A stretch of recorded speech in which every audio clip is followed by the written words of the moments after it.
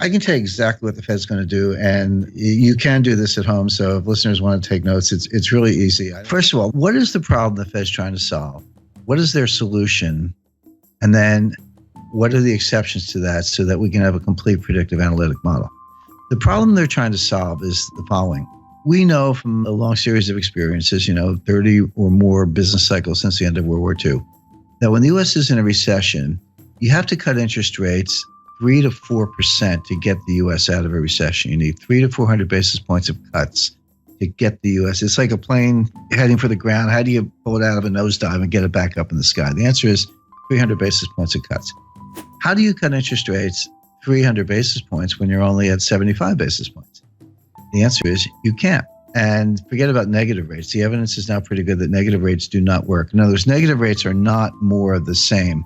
When you go from, let's say, 0.5%, and you go to 1/4, and then you go to 0, and then you keep going to negative 25, you didn't just ease by another 25 basis points. The evidence from Japan and Europe is that you're through the looking glass and you have very strange effects, really unintended consequences. I'll give you a couple examples. So the conventional theory is, well, the more I cut interest rates, the more stimulus I get. That's a joke, but that's what they think. But if I go negative, you're absolutely going to go out and spend the money. Because if you don't spend the money, I'm going to take it away. You sit there long enough, you'll have nothing left in your bank account because I'm going to take, with these negative interest rates, I'm going to take it away. So people will run out and spend. And the other thing is that, it's obviously, from the lending point of view, they'll borrow money, because the bank pays you to be a borrower. But here's what happens in the real world. This is the difference between academics and human beings. When people see negative interest rates, people have goals in mind. They have lifetime goals, right? They want kids' education, parents' health care, their own health care, retirement. If you start taking their money away with negative rates, guess what they do? They save more. They're like, hey, I got to put my kids through college. You're taking my money. Well, I better save more. And then what kind of signal is the central bank sending with negative interest rates? They're sending a deflationary signal. So people go, well, if you think it's going to be deflation, I'm not going to spend money. I'll wait till the price comes down. So you're trying to encourage lending and spending. And what you get is more savings and no spending, deferred spending. You get the exact opposite of what you want. So again, another egghead experiment gone awry. But the point being, so negative rates don't work. So zero bound really is zero. It really is a boundary.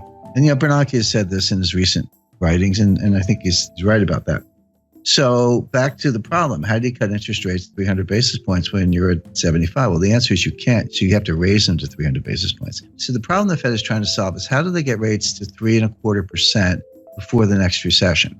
Now, I'm not saying the Fed sees a recession, and that's easy because the Fed never sees a recession. In 102 years, the Fed has never seen a recession, never forecast a recession, but they know their economic history. We are 8 years into an expansion. It feels punk. I mean, the growth is anemic, but labor force participation is low, productivity is dropping. There are a lot of bad things going on, but in fact, we are in the 8th year, actually coming up on, soon be entering the 9th year of an expansion, which began in June 2009.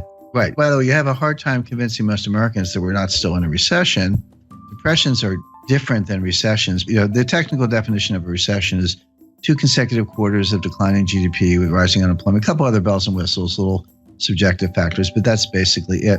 So people, when you say depression, they're like, depression sounds worse than a recession. And if recession is 2 quarters of declining GDP, then a depression must be like 10 quarters of declining GDP because it's got to be worse. But that's not the definition.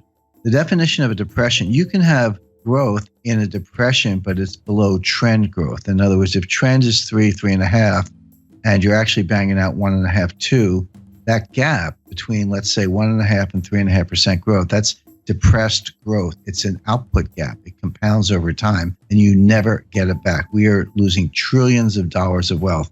We are impoverishing future generations on a relative basis because of our inability to get back to trend growth. So the reason American people feel this and don't listen to the economists, and they're right, is because we're in a depression.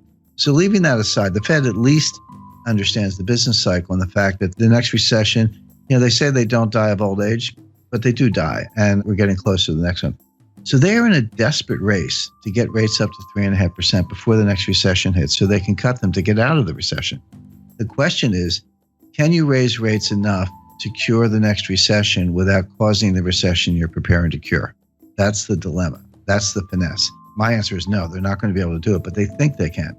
Why are they in this box? Well, because Bernanke should have raised rates in 2010, 2011, in the early stages of the expansion, when the economy would have been much better able to bear it than it is now. Bernanke skipped a whole cycle. He skipped a whole rate increase cycle to pursue these wacky experiments and, QE and zero interest rate policy and all that. I spoke to Bernanke about this, and he used the word experiment. He said this was an experiment. Bernanke made his academic reputation by studying the Great Depression, in the wake of Friedman and Anna Schwartz and some others. But he was a great scholar of the Great Depression, and he got his chance to kind of try out his theories.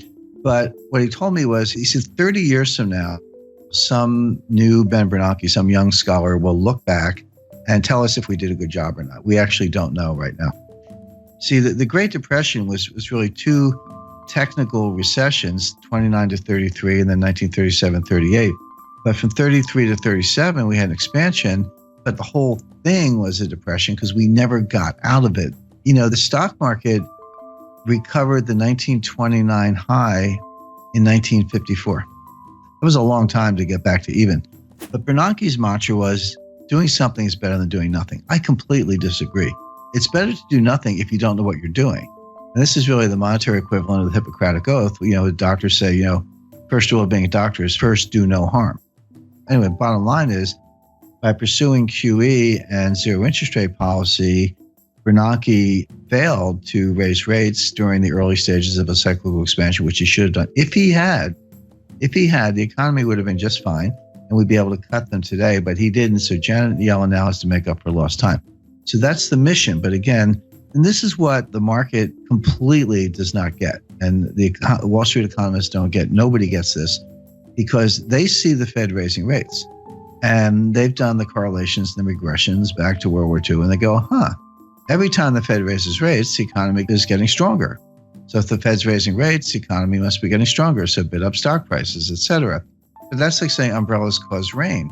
Because they've got the causality backwards. The Fed never leads the economy, ever.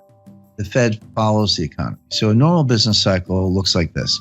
So you get a little expansion going, and unemployment starts to go down, and industrial capacity utilization starts to go up, and inflation starts to go up. And the Fed's watching, and then it keeps going. They go, it's getting a little hot. We better raise rates. And they raise rates, but of course they started too late. The expansion keeps going. Inflation keeps going up. Unemployment keeps going down. Then the economy starts to cool down. Unemployment goes up, and then prices go down, and capacity utilization drops, and we get into recession. Like, we better cut. And then they cut, and then you hit the bottom, and then you come out of it again. So think of that as like a nice, pretty sine wave, right? That's a business expansion, business contraction over and over, 30 or so times since the end of World War II, with the Fed always following the economy, never leading the economy. So all the big brains on Wall Street, they've got all this data, and they say, well, every time the Fed raises rates, the economy is getting stronger. That has absolutely been true for like 30 times since the end of World War II. It is not true today. The reason it's not true today is because Bernanke skipped a cycle, and they're playing catch up. For the first time since 1937, the Fed is tightening into weakness. That is a key thing to bear in mind. The Fed is tightening into weakness. They are not leading the economy to strength. They are not responding to strength, even though Wall Street thinks they are. And there's a great danger that they're actually going to cause the recession they're preparing to cure, as I mentioned. The Fed will raise rates 25 basis points 4 times a year from now until the middle of 2019, until they get them to 3.25%. So like clockwork, every March, June, September, December, for 2017, 2018, into 2019, look for a Fed rate hike until they get to 3.25%, at which point they'll be able to say, all right, now we're at 3.25. If we have a recession tomorrow, we can cut them back down to 0 again and get out of it. That'll be mission accomplished. Now, this is why I was sitting there in December like, yep, they're going to raise them in March. And right now, I'll tell your listeners they're going to raise them in June. There's your Fed response function. There's your baseline scenario. What are the exceptions to Fed rate hike? Under what conditions will they not raise rates? Because everything I just described to you, they've had in mind since March 2015, when Yellen took patience out of the statement. That was the end of forward guidance. And by the way, if you go back to 2015, I said they're not going to raise rates all year, and they weren't going to do the liftoff that people were looking for in March, June, September. And they didn't lift off in September because of the Chinese rate exchange devaluation. The stock market fell out of bed August 2015. Finally, they raised them in December 2015. And Wall Street was ready for March. I said, no. In June, no. September, no. It wasn't until December 2016 that they raised them the second time. So obviously, there are conditions under which they don't raise rates, notwithstanding the baseline scenario. So what are those conditions? There are three. Well, four, actually. So if you see job creation below 75,000, that will cause them to pause. By the way, pause is the key word. If you go home through the speeches, you'll see the word pause in Dudley's recent remarks. Pause is the Fed's jargon for we're not going to raise rates. We got the Jim scenario, which I took from the Fed, it's their scenario, or a technical recession. So, we're going to know Friday what the first quarter GDP is. It's pretty close to negative, but I'm not saying we're in a recession now. We might be. But if you see a recession, they'll pause. You see job creation below 75,000, they'll pause. By the way, that's a very low bar. If you see a jobs report, see, this is the other thing that confuses Wall Street. You see a jobs report with 100,000 jobs. So Wall Street goes, oh, that report's really weak. The Fed's going to think twice. No, 75,000 is the number. Yellen told us that. It was in one of her speeches. You just have to be a geek like me and read all the speeches. So the third factor would be disinflation. So the Fed has this 2% inflation target. They've missed it for 6 years. They're finally getting close to hitting it. By the way, I think the listeners know they use the PCE core deflator year over year. There's PPI and CPI and core, a bunch of inflation indices, but we know what they use. PCE core deflator year over year. That actually has been getting close to 2%. But if you see it turn around, if you see that gap down to like 1.5, 1.4, 1.3, then they will pause. The last condition for the pause is a disorderly decline in stock markets more than 5%. If you see a 6, 7, 8% decline, so if the S&P went down 100 points, Fed doesn't care. Dow Jones goes down 1,000 points, Fed doesn't care. But beyond that, if you see the S&P start to go down 150 or the Dow start to go down 1,500 points in a disorderly way, it looks a little scary. It looks like there's no bottom. It looks like if you see that, they'll pause.